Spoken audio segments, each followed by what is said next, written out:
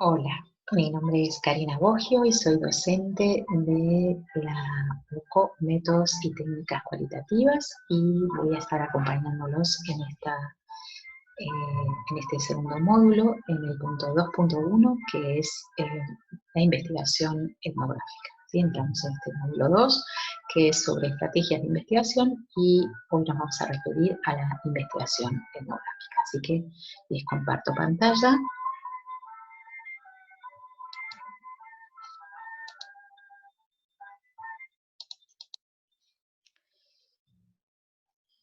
Y bueno, vamos a adentrarnos en la investigación etnográfica.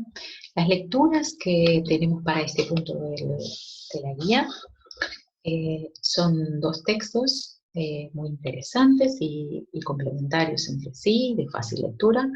Uno de ellos es de Rosana Huber, La etnografía, método, campo de la flexibilidad, y el otro es de Ismael Abud, que es docente de nuestro equipo de métodos y técnicas cualitativas, y se llama Repensar el método etnográfico hacia una etnografía multitécnica, reflexiva y abierta al diálogo interdisciplinario. Bien, lo que haremos para introducirnos en la investigación etnográfica será, por una parte, conocer qué es la etnografía, sus inicios y la sistematización del trabajo de campo, con sus principales referentes. También sobre el proceso de investigación etnográfica y la caracterización del trabajo de campo. Y luego, para finalizar, les comentaré sobre un ejemplo de mi práctica investigadora. Entonces, bueno, etnografía, desde la perspectiva etimológica o desde su etimología, refiere a pueblo y a escritura, a descripción. Es decir, que a través de ella se busca conocer y describir los modos de hacer y vivir de los diversos grupos humanos. ¿Sí? Parece importante entonces introducir una definición de qué son las culturas que se buscaría conocer en este camino, en esta forma de estudio. Las culturas son tradiciones y costumbres transmitidas mediante aprendizaje que forman y guían las creencias y el comportamiento de las personas expuestas a ellas. Dichas tradiciones responden a algunas de las preguntas siguientes: ¿cómo haremos las cosas? ¿Cómo daremos sentido al mundo? Una cultura produce un grado de consistencia en el comportamiento y el pensamiento entre las personas que viven en una sociedad particular. En este sentido, entonces, podemos plantear que los seres humanos comparten las habilidades sobre las que se asienta la cultura, la crean, la mantienen, la transforman, la recrean. Esas habilidades son habilidades para aprender, para pensar simbólicamente, manipular el lenguaje, usar productos culturales, instrumentos para organizar nuestras herramientas, para organizar nuestras vidas y relacionarnos con el ambiente, y afrontar los desafíos que plantea la naturaleza. Podemos pensar entonces que tenemos en común que todos necesitamos comer, por ejemplo, pero la cultura nos da un marco para saber qué comer, cuándo comer, cómo comer, con qué etiquetas, con qué rituales, con quiénes podemos compartir esa comida, las ocasiones de la comida, con quiénes quizás no. ¿Qué procesos utilizamos para preparar los alimentos? Es decir, que compartimos esa necesidad de alimentarnos, sin embargo, en torno a ella producimos una serie de prácticas eh, que, eh, que nos conforman como grupo. El ser humano nace a la cultura, lo que está entretejido con el lugar de donde es y con lo que cree que es. Cuando decimos que nace a la cultura, quiere decir que nace a un grupo que le va a dar un nombre, que le va a dar una lengua, que le va a transmitir sus costumbres, sus creencias, sus formas de hacer y vivir. La enculturación es el proceso mediante el cual un niño aprende su cultura y se transmite a través de las generaciones. La cultura, entonces, no es un inventario de creencias y tradiciones, son sus relaciones o sus entramados, son sistemas integrados y con patrones. ¿Sí? Es decir, no es un listado, sino que es algo más complejo. Cabe mencionar, bueno, las principales teorías antropológicas y sus referentes, que en el caso de este autor hace un poco este listado y que ustedes pueden consultar como parte de una biografía complementaria, si les interesa, en los cuales se incluye el evolucionismo, el particularismo histórico, que ahora vamos a mencionar a Franz Boas, el funcionalismo, que también mencionaremos a Malinowski, como dos referentes de lo que es la sistematización del trabajo de campo, Pratt y Radcliffe Brown, configuracionismo, evolucionismo, materialismo cultural, antropología simbólica interpretativa, estructuralismo y enfoques procesuales. Dentro de estos últimos podemos definir la cultura como un conjunto de prácticas significativas que organizan y regulan las prácticas sociales. La cultura es concebida de manera procesual, es performada, es actualizada. En las propias prácticas se actualiza la cultura y va transformándose, ¿sí? O sea que estos sistemas que hablábamos antes, o este conjunto de relaciones, van transformándose. Bien, la etnografía entonces, cuando hablamos de etnografía, nos referimos por lo menos a estas dos cuestiones. Una es como estrategia de investigación, como abordaje teórico-metodológico, como el método etnográfico, ¿no? Como un camino hacia la respuesta de nuestro problema, un camino en el que se busca construir una descripción, un conocimiento en relación a las formas de hacer y vivir de ciertos grupos humanos, ciertas culturas o ciertas comunidades. Y por otra parte, el texto que producimos. También nos referimos a la etnografía como cuando nos referimos a la descripción, al informe, a la narrativa del etnógrafo, ¿no? Al texto etnográfico. Es decir, que tenemos estas dos acepciones. Es un método de investigación que es central en la antropología social y cultural, eso hacíamos un poco esta descripción de teorías que antes mencionaba. En sus comienzos refería al estudio de pueblos autóctonos que se buscaba describir en el marco de una antropología colonial. Se trataba de, describir a los otros primitivos, a los pueblos que eran entendidos como exóticos o como autóctonos primitivos. A principios del siglo XX, Bronislaw Malinowski y Franz Boas son considerados los fundadores del moderno trabajo de campo vinculados a la antropología inglesa y norteamericana.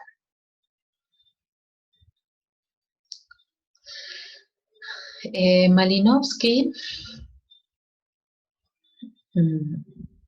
hace una importante aportación en cuanto al modo de organizar el trabajo científico, ¿no? Superando la división entre el etnógrafo en terreno y el investigador de escritorio, ¿sí? El antropólogo de sillón. Sistematiza el trabajo de campo, plantea la necesidad de un desplazamiento y una convivencia en el espacio-tiempo nativo. Este viaje, este desplazamiento, esta ubicación en un contexto diferente al propio, en un viaje iniciático, en un viaje de exploración, requería de, bueno, hacer cercano aquello que era extraño, hacer familiar lo extraño. El etnógrafo, según Malinowski, necesita comprender el punto de vista del nativo y su relación con la vida para darse cuenta de su visión de su mundo. Lo cual implica para el etnógrafo un proceso de resocialización. Es importante conocer la lengua nativa y el punto de vista local. Necesidad de conocer desde una perspectiva holística, desde una sensibilidad contextual que permita dar cuenta del sistema sociocultural a describir. El trabajo del campo de Malinowski en las islas Georgian del Pacífico Sur se puede considerar además pionero en el estudio transcultural de la psicología humana. Los irlandeses explican el parentesco de manera matrilineal y su trabajo sugiere discusiones a la teoría del complejo de Edipo de Sigmund Freud como un universal. Por su parte, Franz Boas realizaba un trabajo intensivo y en profundidad en comunidades que tarde o temprano entendía se extinguirían y buscaba producir un material etnográfico que permitiera conocer cómo piensa, cómo habla y actúa la gente en sus propias palabras y que pudiera dejar este registro.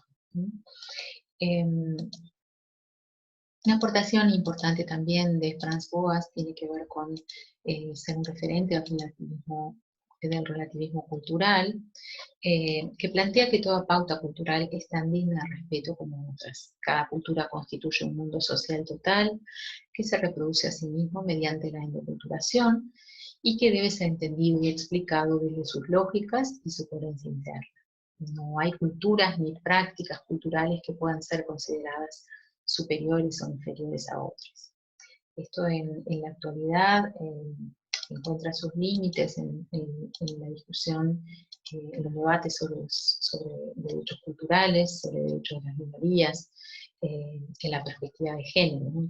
como un límite a ese relativismo cultural.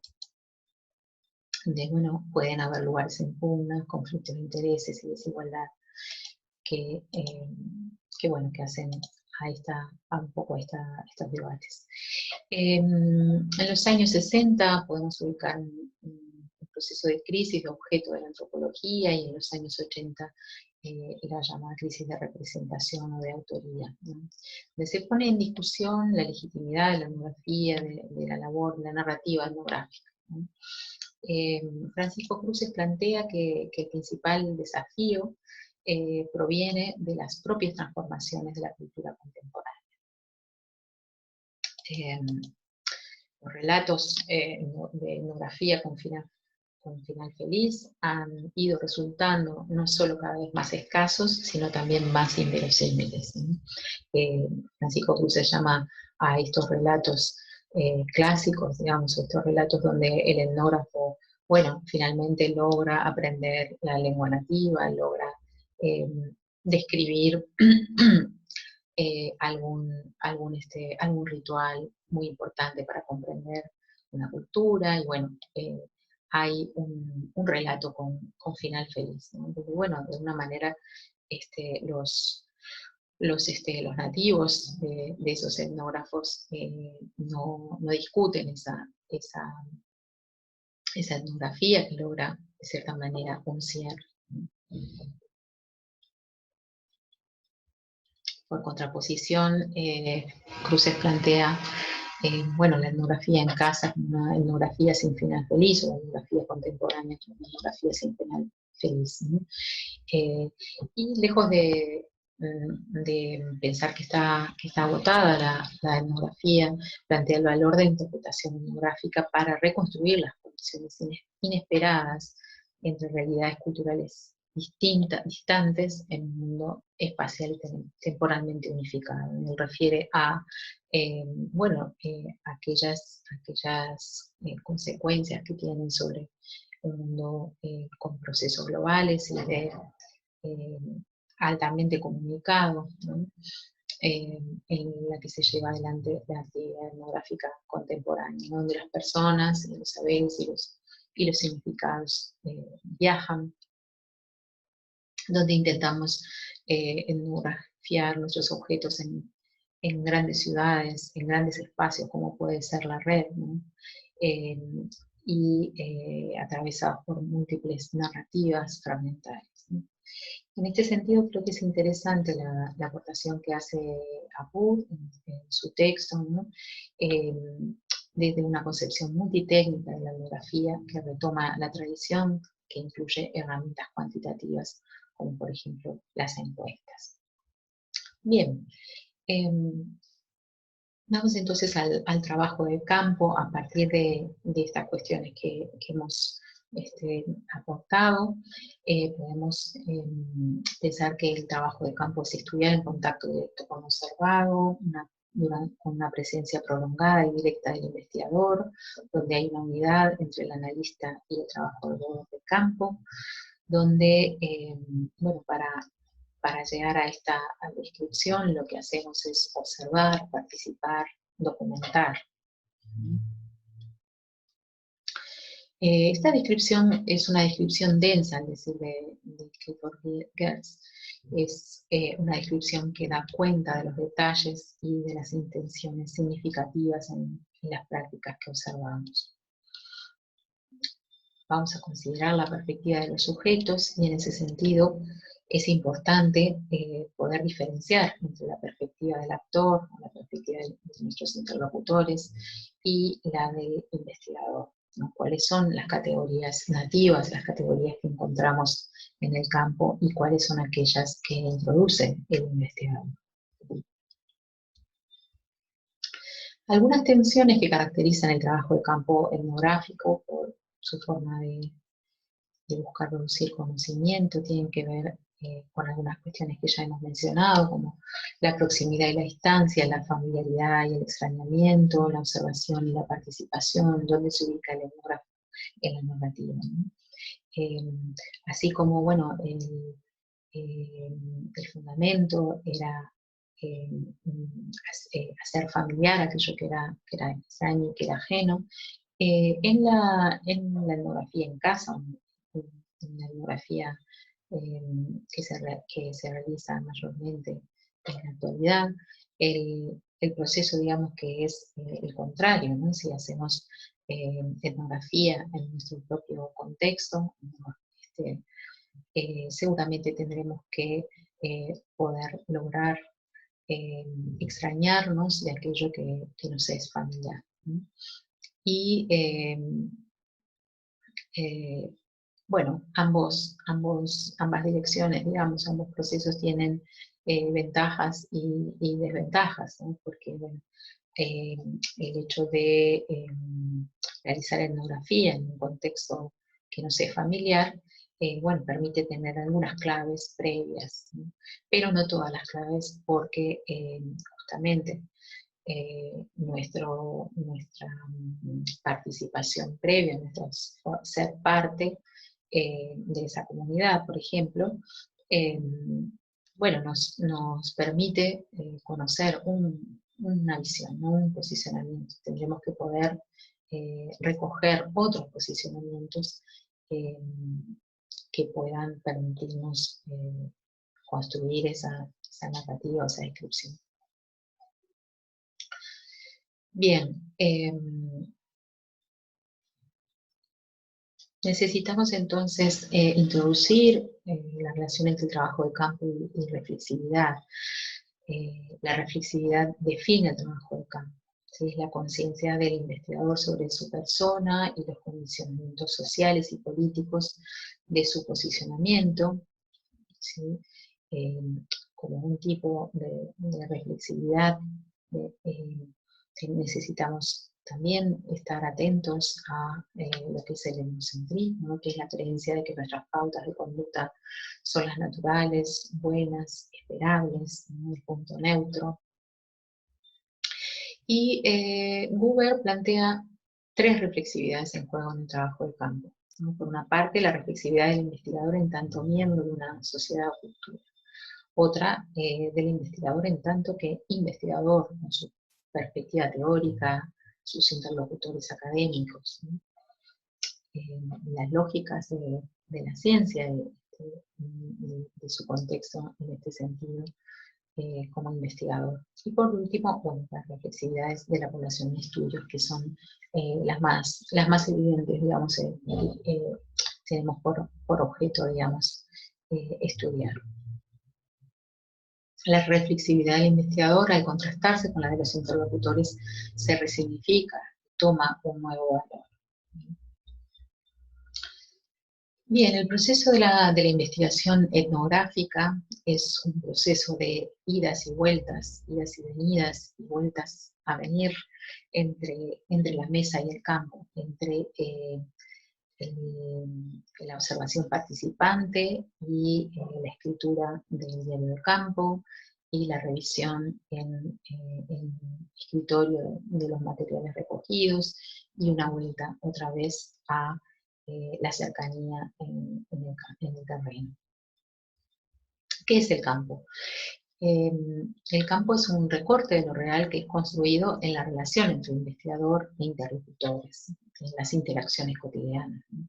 Es el ámbito físico, pero también los actores, las interacciones, y se compone de fenómenos observables y la significación que dan los actores, ¿no? Son acciones y prácticas, nociones, representaciones.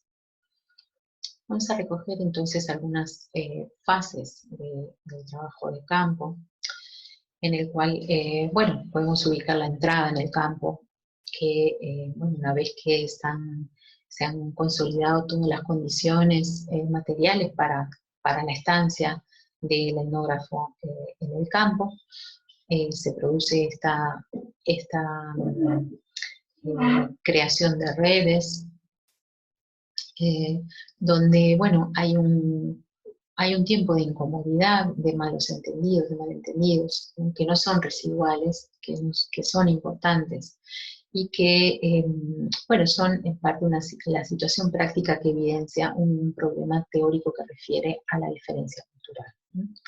Se produce entonces la necesidad de una familiarización con el campo a través de distintas acciones y que pueden tener distintos cronogramas dependiendo un poco de cuánto tengamos de avanzado esto con anterioridad, ¿no? Entonces, bueno, respecto a esto me gustaría como presentar un ejemplo al final de la presentación. Necesitamos hacer negociaciones para la participación, ¿no? En qué lugar ese grupo nos va a permitir posicionarnos, nos va a permitir participar, por qué tiempo, bueno, cuáles son las condiciones para ello, qué podemos intercambiar, ¿no? Y ubicamos aquí lo que llamamos los rituales de iniciación, que es este proceso en el cual, bueno, la comunidad o el grupo nos deja claro que no somos de ahí, que no pertenecemos y que de alguna manera a través de ciertos rituales nos permite pasar a participar o entrar en ese grupo y ocupar ese lugar de etnógrafo que estará participando de la vida cotidiana de esa comunidad o de ese bueno, definiremos espacios, tiempos, grupos de observación participante, grado de participación, construiremos guías de campo, organizaremos y revisaremos los materiales una vez que los hayamos recogido, haremos una segunda entrada en el campo, seguramente será necesario complementar los materiales que tenemos y permaneceremos en el campo de tiempo que consideremos, que valoremos que es necesario para tener material suficiente de análisis, material rico para poder elaborar nuestra etnografía, nuestra descripción de la propuesta narrativa que vamos a hacer. Y bueno, luego haremos un cierre de la observación participante y tendremos las fases que requieren el análisis del total de los materiales. Bueno, Algunas técnicas de recogida de datos las veremos en otras clases, en clases subsiguientes, como son la observación participante, las entrevistas en profundidad, técnicas biográficas y análisis de documentos, y entrevistas estructuradas o encuestas como mencionábamos. Entonces, bueno, me gustaría plantearles un poco en esta modalidad que tenemos en la que no estamos teniendo un contacto y un intercambio. Bueno, quería compartirles un trozo de mi tesis doctoral, esto de poner la carne en el asador y acercarnos de alguna manera con este texto que les voy a leer. Voy a parar un poquito para ubicar el... Bueno, les cuento un poco el contexto del extracto que voy a leer. Es el de mi tesis doctoral que realicé con trabajo de campo en Madrid, mayormente, y también en Montevideo, sobre la comunidad uruguaya en Madrid, buscando, bueno, describir las prácticas culturales que permitían crear cohesión o permitían encontrar comunidad o cohesionar una comunidad en el contexto de la inmigración. En el transcurso del trabajo de campo,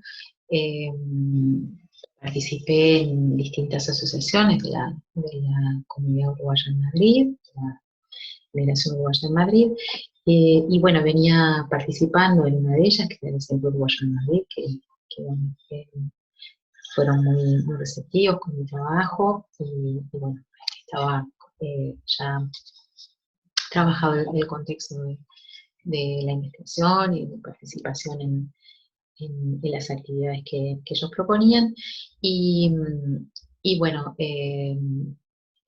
me transmiten que se va a reunir un grupo para retomar una idea de una comparsa de candombe, y bueno, allí me acerqué, ¿no? Entonces,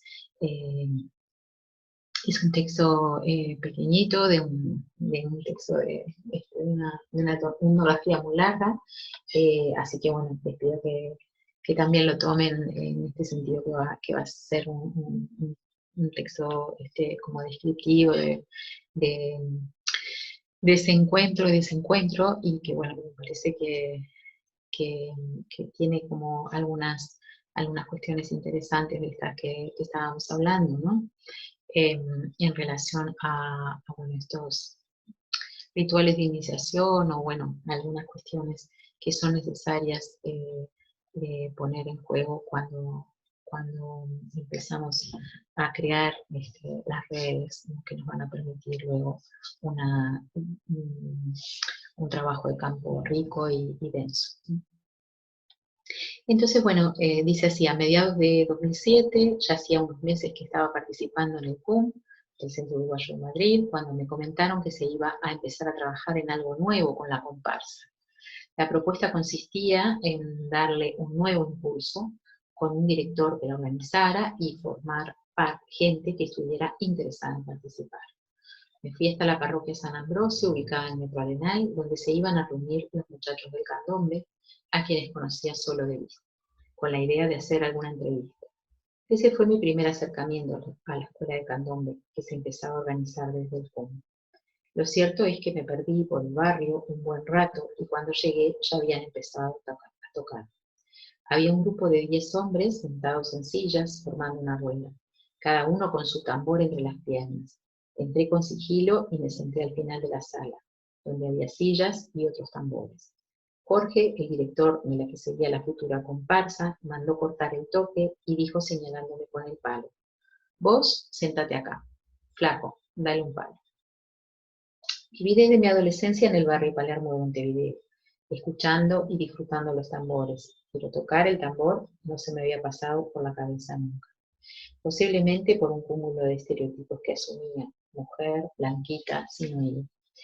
No era oportuno interrumpir para explicar el motivo de mi presencia y los detalles de la investigación, así que dije: no, ustedes sigan tranquilos, después charlamos. Silencio total. Las manos se quedaron a la espera. El director se tocó la cabeza con el palo y luego dijo con voz firme, inclinando el cuerpo hacia adelante y apoyando las manos enormes hasta los antebrazos en el tambor. Bien. Sí, charlamos después, pero si estás acá, a tocar. Era evidente que no iba a poder estar a un lado, mirando. La comunicación era tocar. Sin preguntarme nada, abrían el círculo para que yo entrase y ante ese gesto quise intentarlo, a pesar de la tremenda vergüenza que me producía. Me senté frente al tambor y probé. Muy mal. En los intermedios se acercaba uno y otro a tratar de que sacara al menos la clave en condiciones. En ese rato, en el que no había dicho aún ni mi nombre, había dejado a la luz mi debilidad. Así que estuvimos en confianza desde un principio y me adoptaron. Yo estuve dispuesta a entregarme y a trabajar en el proyecto común de la comparsa. Me colgué en tambor, tomé clases, ensayé en el Parque de Retiro y salí con el chico en algunos toques callejeros de las fiestas de barrio.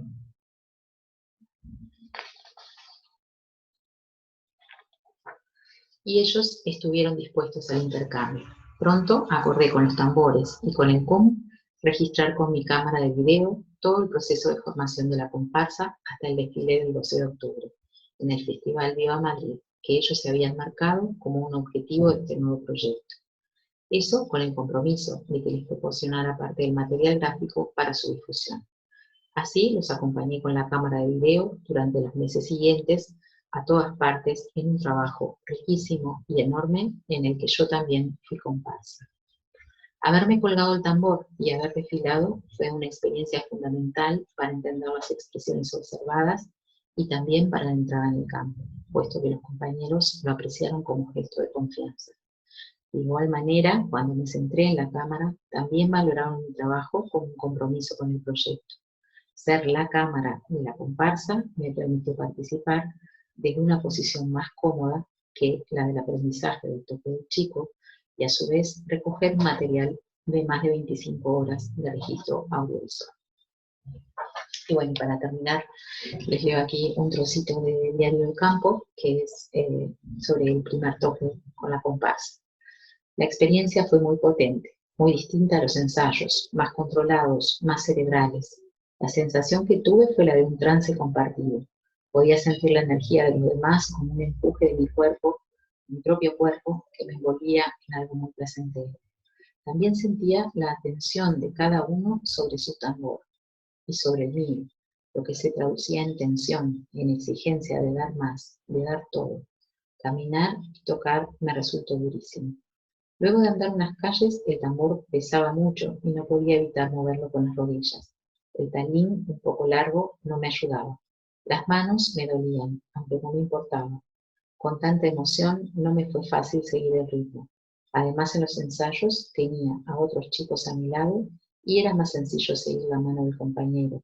Respetar la fila me fue más difícil aún, así que me llamaron la atención varias veces, a voces. ¡La fila! ¡La fila! Sin embargo, todo fue disfrutar. El dolor y el cansancio me daban cierta satisfacción, como señal de estar a pleno participando y haciendo aquello que va pasando. Esa sensación se intensificaba al percibir la reacción de la gente que acompañaba caminando a los costados, con su mirada atenta, bailando o haciendo palmas. Mientras tocaba evocaba sensaciones de las calles de mi barrio montevideano, olores, recuerdos de mi gente, con la conciencia de que estaba en Madrid. Conecté físicamente con mis emociones más profundas, que no en forma de nostalgia, sino de presente, de unión de tiempos y espacios, de mucha fuerza. Bueno, espero que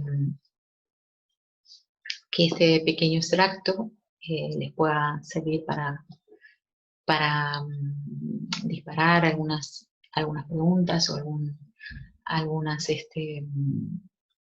conexiones de esto que estuvimos hablando o que estuve planteando hacia el final en relación a la entrada en el campo y a esas negociaciones necesarias y bueno, pensar que la etnografía no es narrativa, pero también es experiencia y la necesidad de incluir ese material como parte del material a analizar, ¿no? como instrumento que es el etnógrafo en ese espacio de participación, en esa experiencia compartida que es ese tiempo de convivencia en la comunidad en estudio. Bueno, les envío un saludo y espero que estén muy bien y estoy a disposición por cualquier pregunta que quieran enviarnos en relación a este punto del programa. Bueno, les envío un saludo.